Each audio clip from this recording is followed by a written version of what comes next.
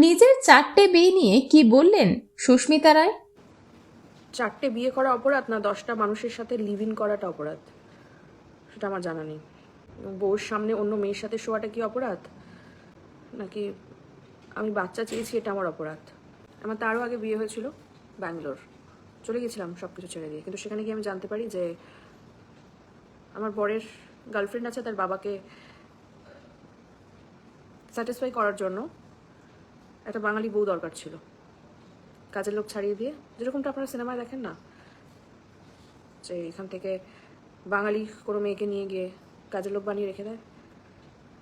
কোনো রকম বেঁচে ফিরেছিলাম, আমার কাছে কোনো টাকা ছিল না, বাবা ফ্লাইটের টিকিট পাঠিয়েছিল লুকিয়ে, সমস্ত জিনিস ফেলে দিয়ে পালিয়ে এসেছিলাম। বোকা ছিলাম বোধহয় খুবই, এখনও আছি অবশ্য। তারও আগে বিয়ে করেছিলাম ছোটো বয়সে, সেটাকে বিয়ে বলাটা বোধহয় ভুল হবে। থাকতাম একজনের বাড়িতে, সেগুলো সব আগেকার কথা।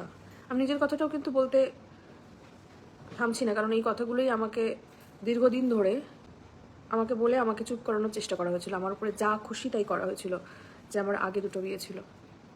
আমি তো সংসারটাই করতে চেয়েছিলাম, বাচ্চা চেয়েছিলাম, নর্মাল একটা লাইফ চেয়েছিলাম লাস্ট 7 ইয়ার্স ধরে।